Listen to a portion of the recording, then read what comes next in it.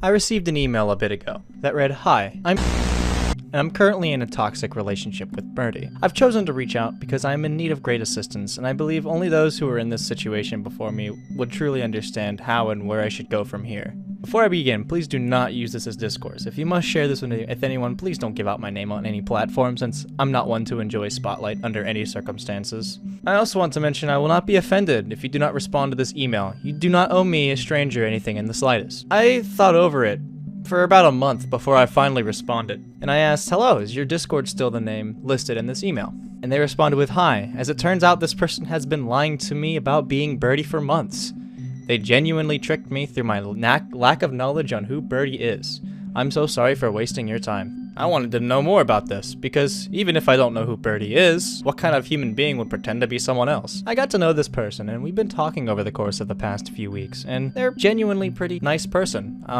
We get along very well. We get along so well, I'd even dare say that we're friends to a certain degree. All because I just kind of wanted to talk to them about some, bull drama that I wanted to maybe make a video on.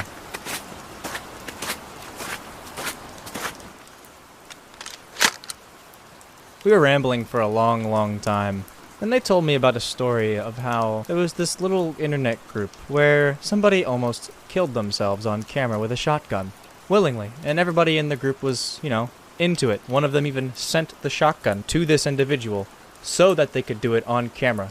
It was delivered to them overnight.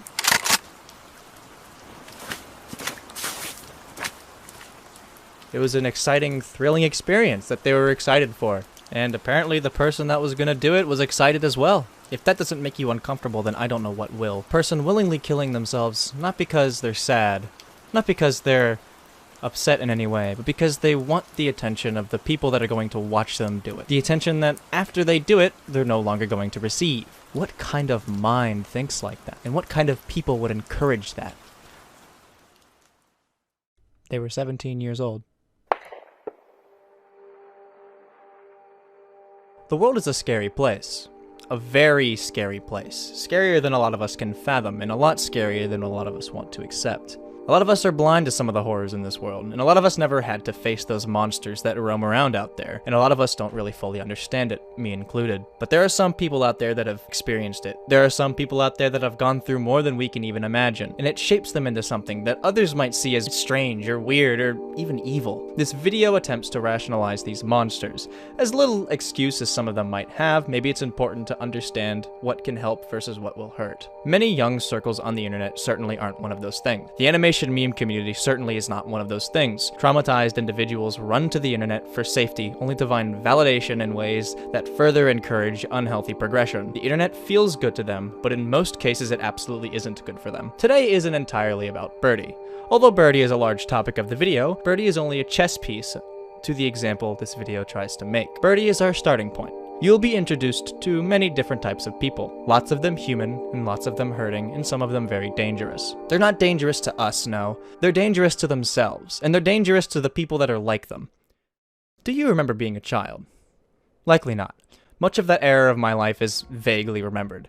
There are points where my memories are only recollected through stories told by my parents. More than that, there are situations that I don't recall ever supposedly even happening. I have a sister. When I was around 6 to 8 years old, me and my sister were arguing with one another. Eventually, I did something that aggravated her quite a bit, and she said, "I hate you." And I wittily responded with, "Well, yeah, you better learn to like me, because one day we're gonna have to get married." My parents very quickly corrected that after they overheard our conversation. My inexperienced childhood brain thought that, the idea that my parents had the same last name meant that they were siblings. My sister had the same last name as me, so I kind of put that, flimsy puzzle piece together. That memory is ingrained in me very strongly. And I'm not sure why this one stuck, but it did.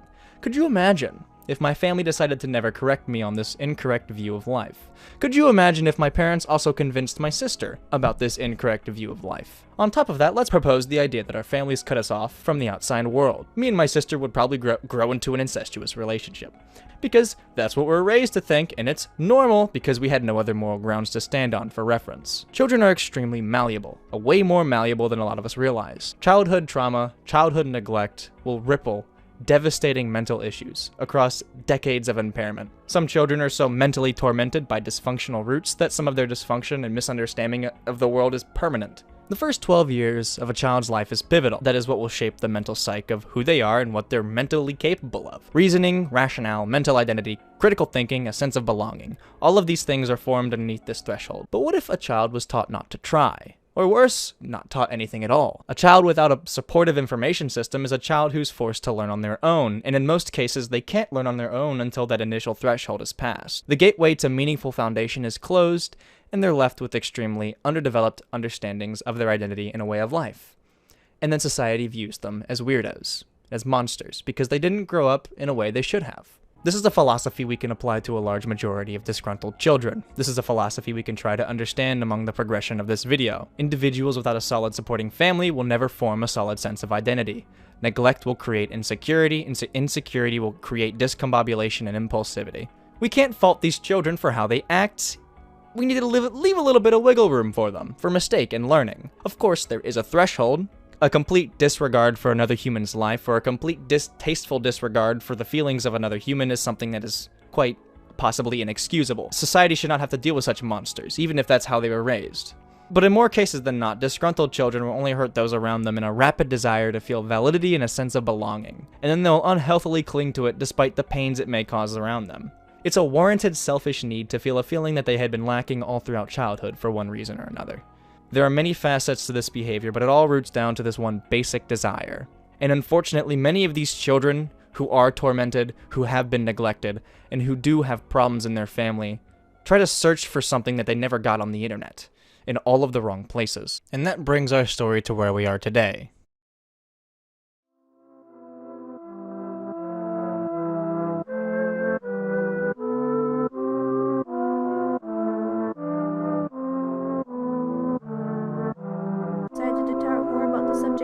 Regardless of what people say. Birdie. My thoughts on this. Which can't read fast. The ones that and I'm back with it.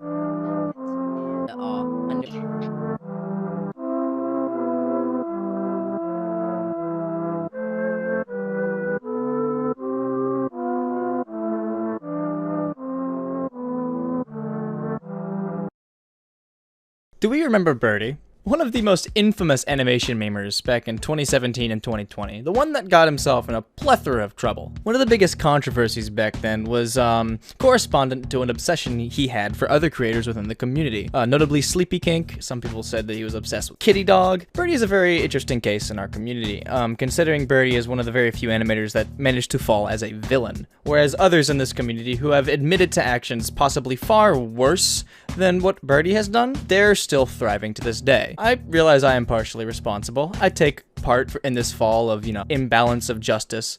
Simply put, Birdie isn't really a monster. Birdie is not an animal. Birdie is, in fact, very human. A lot of the dehumanizing nature of what I said in that video that I made 3 years ago is not really what I align with anymore. I come to realize that many of the young people in this community didn't cut Birdie any slack.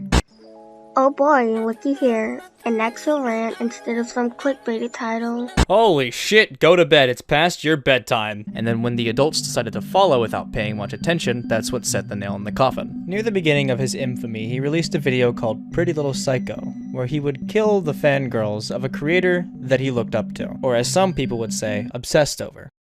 Birdie basically sent death threats to Kitty Dog fans and proclaimed her love to Kitty Dog. And I'm 95% sure Birdie regrets making this video. It is important to remember that intent is more important than outcome. I know his intent throughout all of his scandals were not evil. Love is a very powerful emotion. It can cause people to act out in ways that are unimaginable. The amount of vulnerability love subjects to people is beautiful in a way, but it can also be extremely unstable. And with Birdie's Pretty Little Psycho meme killing the Kitty Dog fangirls, it makes sense with the context that it's very obvious that Kitty Dog and Birdie had an emotional attachment towards one another in one way or another, and that's something that hadn't been made public whatsoever. Their friendship was a lot more than what was put forth within the words in passing. And yet this was never really mentioned throughout any of the videos online. How strange. Birdie was in another relationship, which then soon ended due to Birdie Dog unable to get control of her quote-unquote feelings for Kitty Dog. I have family that suffers from both of these disorders, and they act very similar to Birdie, having obsessions with either objects or people, and when they cannot have this obsession, they tend to become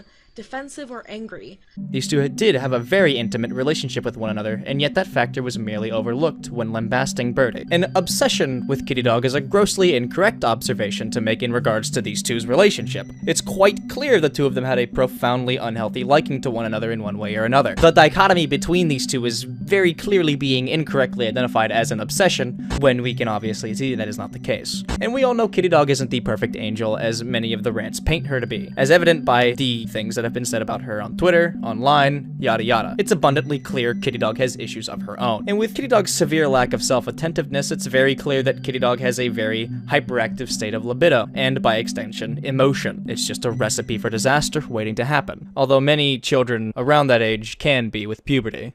A lot of what has happened now is merely an onslaught of the learning the world around you. Same can be said about most of the kids in this situation. Funnily enough, I started releasing the badly done videos on Birdie rants around this time, considering how fucking terrible a lot of them were. Hey guys, I'm here to talk about lovely Birdie Dog. It sounds like you're talking to me on the left side of my ear. This audio isn't even stable. There has been this irrational hate boner for Birdie way before Birdie even went on to do anything ridiculous. I even showed it in my video that Kitty Dog did not care about what Birdie was doing. Inspired by me, so I do not care. Little did I realize they were buddies at the time. You know, buddies for a decent bit up until like the end of 2019. So this whole Kitty Dog Birdie thing is very obviously missing a piece, and there's people out there speaking for these two when quite literally they don't know what's going on. It's a lot more personal than it seems. It can be easy to become angry when someone you thought likes you shuts you out. It can be aggravating when the person you like gets an assload of attention from strangers. It's very, very simple to say that this whole thing should have been kept private and not uploaded. It's inappropriate. Pretty apparent they'd both encourage each other to create NSFW works of themselves and other characters, including Sleepy King. So these two people being together was an obviously very unhealthy connection. Another thing Birdie got flamed for was that he was doing all of this while dating Fonte, otherwise known as Heimguts. You know, 12-year-olds dating, because that's how old they were at the time. I don't know why we didn't expect them to behave the best as 12-year-olds dating.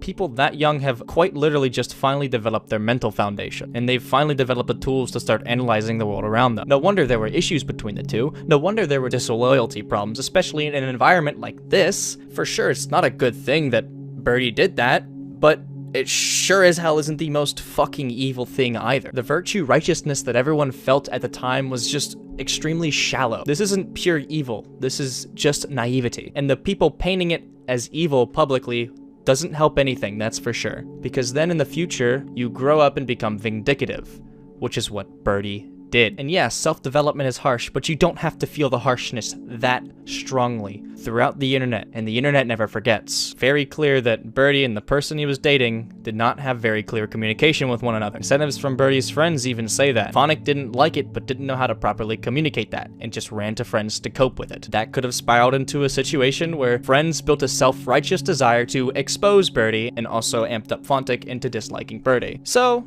one of Birdie's first relationships, soiled and destroyed.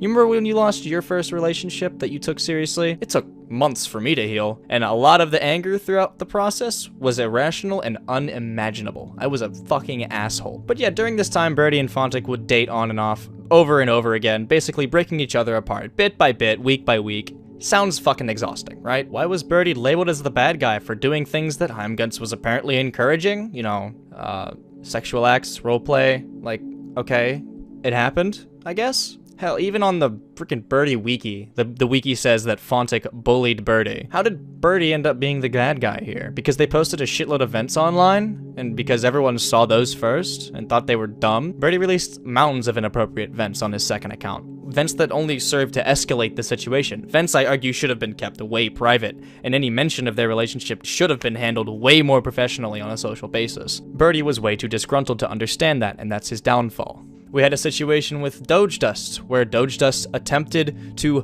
pretend to kill themselves to either A, entice a reaction out of people, or B, freak out Birdie and push him away because for some reason these kids don't know how to properly communicate their emotions, so they resort to these hyper-extreme tactics that basically mentally exhaust everyone around them. Then we had Toxikai, who acted like a complete dickhead to everybody around him and, you know, panicked a majority of the animation community with his threats of mass reporting, and apparently I was shipped with him at one point. I don't remember that, but I guess that happened.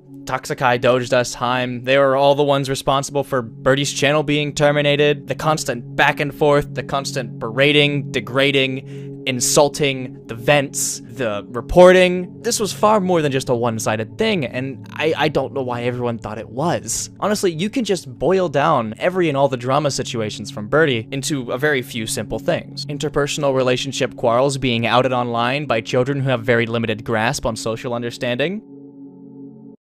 Oh, that's it. There's no more. It's actually just one simple thing. That's it. We always called Birdie the bad guy, but yet never once looked backwards at the people that surrounded him. Look at Doge, look at Heim, look at Toxikai. Those people were very, very bad to Birdie, and Birdie kept trying to be close with them. Birdie kept trying to be attached to them. This isn't a case of Birdie bad. This is a case of an entire circle being absolutely abhorrent to one another. They faked suicide. They took down his YouTube channel. They spilled out their interpersonal relationship issues to everyone else without even talking to him. And then Birdie would lash out in very irresponsible ways. Ways that further drew attention to everyone, to try to victimize himself, to try to turn something that was not black and white into a black and white matter. But yet he would still cling to the people that hurt him. Birdie is merely a result of a child being given too much spotlight at a very important developmental period in their life. A period where they try to break away and rebel against their parents, and so they stop listening to their advice. And so they try to be their own person and only end up destroying themselves in the process.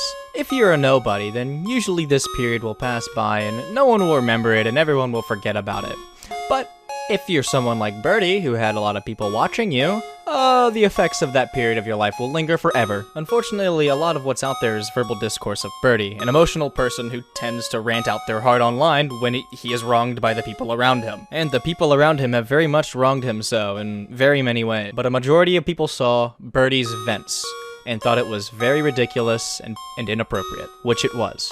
But there's way more to the story to paint a full picture. Birdie has been off the internet since 2021, and supposedly has been improving tenfold with the way he behaves, acts, and communicates with people. Who knew getting out of a very toxic environment and a very toxic internet circle could be so healthy for you? Because when disgruntled individuals give you attention, and you enjoy it, and you get that rush, you don't want to leave them, and you get trapped in the cycle. Some people don't learn to let go, and that's a very dangerous thing. Finding good people is hard, especially for someone at that age. Very, very young into my childhood life, my parents instilled very strong values into how I should respond to somebody that is hurting me. I don't think Birdie's parents did the same. Who you surround yourself with defines who you end up becoming, and the people that Birdie surrounded himself with are some very disgruntled individuals. None of them, by far, however, has been as bad as an individual named Elijah.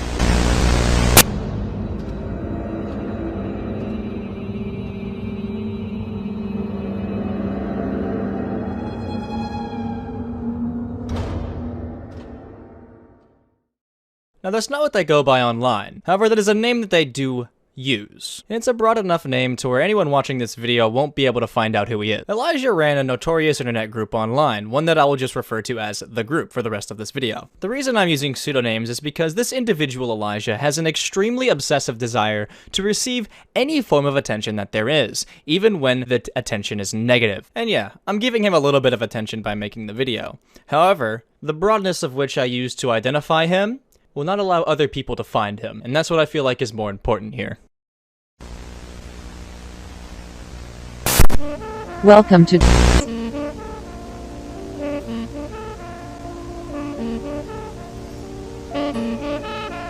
You may be asking yourself, what is This is an organization, a safe space for those who don't belong, a cozy environment to meet new friends and others just like you, a family that gives you relentless support and is there for you no matter the time or occasion. What are the rules? Respect your leaders and other members. Respect the blacklist and add trigger warnings if needed, if required. Yo, who left this garbage playing? What?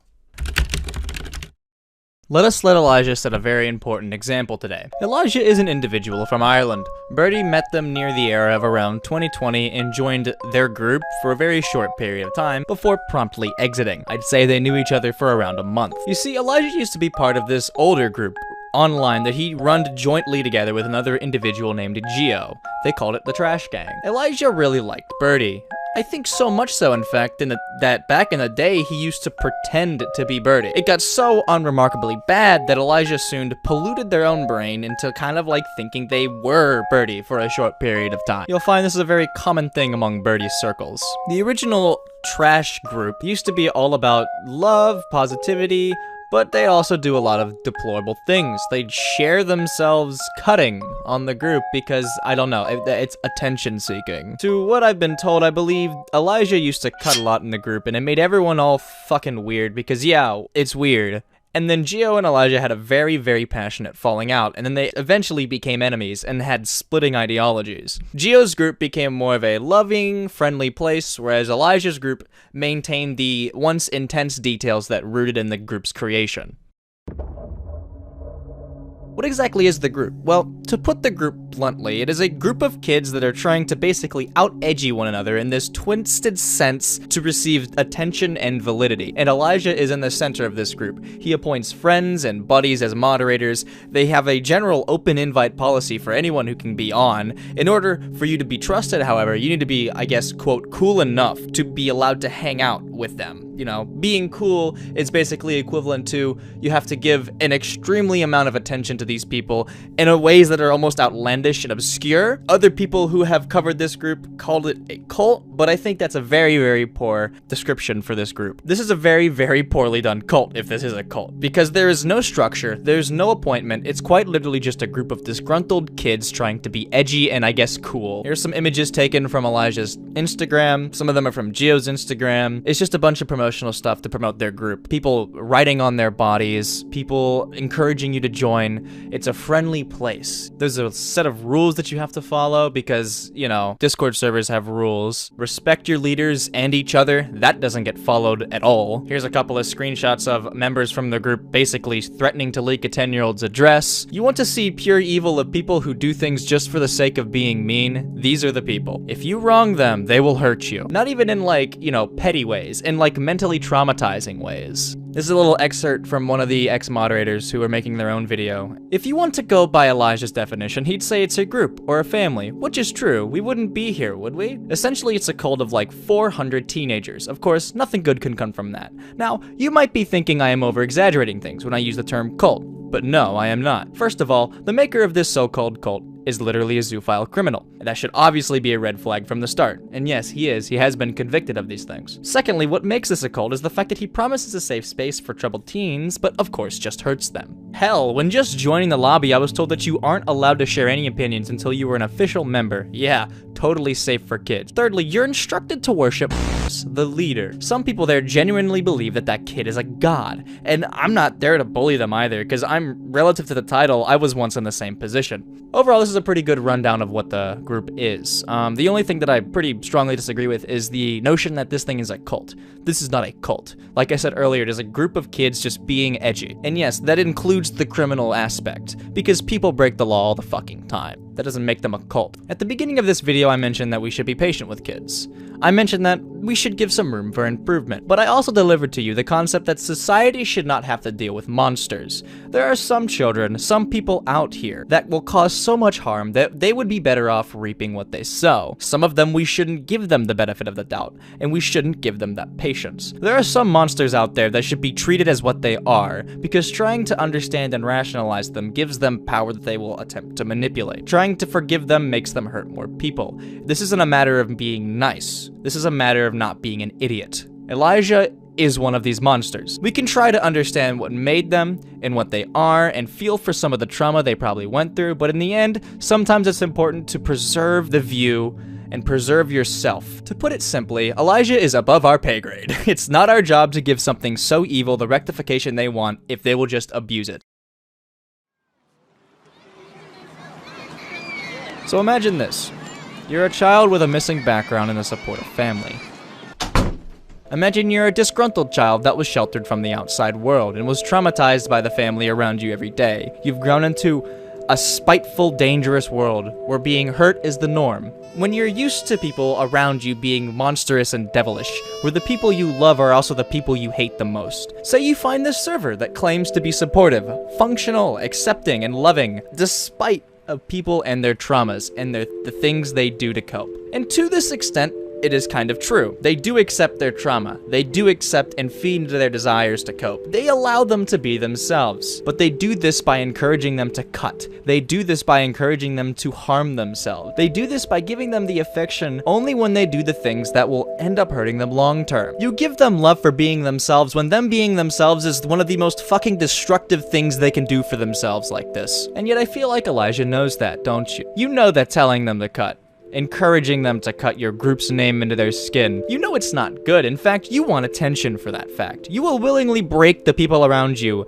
and do it for nobody's benefit but your own, to be worshipped as this god, to be seen by people around you. I hate to burst your bubble, but you're not helping anybody. You're hurting everyone. You're like a human drug. You break down the people around you bit by bit while they cling to you, unable to let go, because they're so used to a family that does the same to them. They love you for how you hurt them, because that's the only love they know. They hate you, but they love you at the same time, and that's not a stable way to hold on to people. The group that he put together that he compares to a cult, he takes pride in that label. He takes pride in this idea that we would consider his group to be this horrific thing, because he enjoys that kind of attention. The way he lures in broken kids into this safeguard of hope by feeding into the traumatized triggers that they have, and then allowing them to use their coping methods to deal with it. These kids feel a rush from the adrenaline they feel when they cut for you and you give them the attention for it. They do it for themselves more than anything else. They're using you as much as you're using them. They use you to try to feel good because they think that's what's good for them. I met one individual that used to be on who struggles with a lot of mental condition. I asked them to tell me about their emotional experience in the server. One of the best words they used to describe it was enthralling, they said.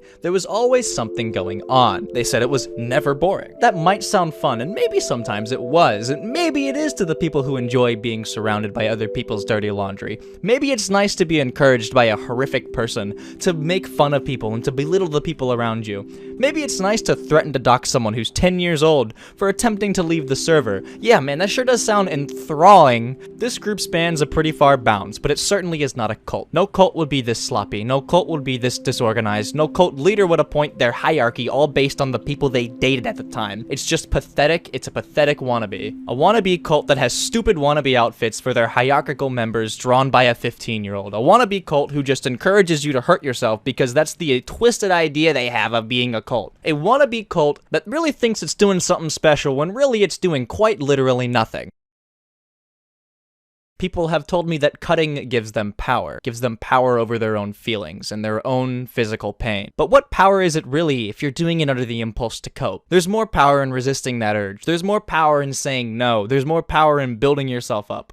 There's nothing but hatred and anger that comes from pain. Pain is inherently negative. Fixing a negative with another negative just leaves you with more negatives. It feels good at the time, it feels relieving, but it just leaves you scarred in more ways than one. There's so much better out in this world than just that. There's so much better in this world than these people. There's so many people out here that will do so much for you if you just show them a little bit of genuine connection. If you show them you're hurting, if you work with them, if you're kind to them, if you're open with them. I spoke to somebody about their childhood trauma, someone that had joined, someone who was part of it for a pretty long time and was a pretty big member. They told me a little bit about their trauma and what happened to them in their past, and the only catch was that I can't share their name, which I wasn't going to anyway. They have some very, very severe official mental diagnoses because of their childhood trauma. They were raped at a young age. They were mutilated. They watched someone blow their head off before their very eyes. They were abused by their father. They were manipulated into hurting animals. They were groomed. They did drugs almost as early as 10 years old, maybe younger. They were neglected, abused, abandoned. They've been shot. They've been shot at. They've been stabbed. They've been jumped. All before they even turned into a preteen. And this is unrelated to the group that we've been talking about. This is just pure worldly horror being inflicted on one young mind. It's hard to imagine putting yourself in those shoes, but even if you try for a moment, you begin to wonder how they're even still mentally alive, how they're still mentally functional. And the truth is they're not. That's why they ended up joining this group that Elijah made. When the world is as decrepit and horrifying from the day you're born to the day that you just find some silly Discord group, it's almost as if this group is nothing in comparison to what you've been through. It's all just part of the norm. but it's still not good. It's just more evil stacked on top. When you realize how pointless your life is and how little you truly mean to the world, and you begin to fall in this endless state of mania. When your trust in humanity is fractured, and you start to search for the things in life that give you a rush versus the things in life that build stability, and a sense of identity and morals, because why look for stability in a world where nothing is stable? Why care when nothing matters? It's extremely hard to balance yourself later in life when you're born into a world where you can't get the balancing practice. Diving into this group, diving into this community, I met some of the most fascinating people. Some of them I will refuse to speak to ever again. Some of them were way too even fucking gross to stomach a conversation with. Others I felt this desire and urge to talk to convince them to push through. A lot of the people in here are just ugly and disturbed and don't know how to deal with that. They just cling to what they know. Hurt, pain, their BPD, favorite person. That's a thing that I heard a lot throughout all my interviews. A favorite person, someone that they're stuck to and attached to and they can't look away from, no matter how much they hurt them. Maybe it's because they're clinging to somebody that reminds them of their family. The only love they know. This person that makes them feel adrenaline and intensity. Something that's not built on healing or strength. It's built on disorder and chaos. It's hard to climb up from. When your sense of self is so destroyed to the point where your values are scrambled and your sense of morality is diminished, it's very easy to just enjoy the things that make you feel good in the time, especially with such a disordered foundation, but as a result, you live your life extremely shallow. These are the people that surround this small dividend of the art community. When the world around you is so broken that there's no point to building yourself, that it almost makes sense to seek for that attention. It almost makes sense to just look for the things that feel nice at the time. Fortunately for us, Elijah had his devices seized by the police back in September of 2021. The internet is no place for someone like that. The internet is no place for something like that. And the people like this are the reason this place is so dangerous. The people like this feed into a broken person's mind. They latch onto another person's desire to feel good. Elijah, you demand that people do things for you, to keep you around, because they're so addicted to you, because of that mental trauma that flows behind them. You continuously seek that attention. You look for those shallow relationships among people. You're no god. You're just another traumatized kid that's coping just like the rest of them, but you're coping in all the worst ways. The world is a scary place. A very scary place. Some of us are fortunate enough to grow into a safe circle in our world. We grow to hate and deplore those monsters that nurture in the surfaces around us. A lot of these, quote, monsters are still trying to climb out of this hell. A lot of them are moving forward, and a lot of them are still trying to learn the things that they didn't when they needed to. Other monsters, however, they enjoy the chaos. They want to relish in it. They live in it. The roller coaster that thrives down there is too enthralling to leave. They hate the pain, but they love the highs. Let them rot down there for all we care. Like you, Elijah. Stop dragging others down with you, because a lot of them truthfully do not want to follow you. They just think they do. And they go through these manic phases where they desire to feel that rush. That's the result of their instability. You're drawing them to their demise because you're a selfish, fractured human being, and you truthfully don't want to die alone. But in reality, people like that end up dying alone anyway. Birdie's climbing out. Birdie's getting better. We can all cheer for him one day and hope he returns gracefully. It's good to be open. It's good to talk. It's good to talk constructively about how you feel. The way that he was doing it before left us with nothing more than confusion and frustration. And to the people listening to this video, if there's one takeaway from any of this, value yourself a little more. Give yourself a little bit more credit than you already do. The worst thing someone can do in this world is allow themselves to lose their sense of self. Chaos is not an identity. Chaos is a lack of identity. What makes someone human is how they organize who they are and the morals that construct their behavior. So give yourself some love. Be strict on yourself and parent yourself. Responsibility builds that healthy foundation. Chaos destroys it. It might not be fun and enthralling, but it sure as hell is more stable. And stability is the thing you need to enjoy that ride that life has to offer. The only way to enjoy the path we walk in life is to be grounded enough to step on the pavement.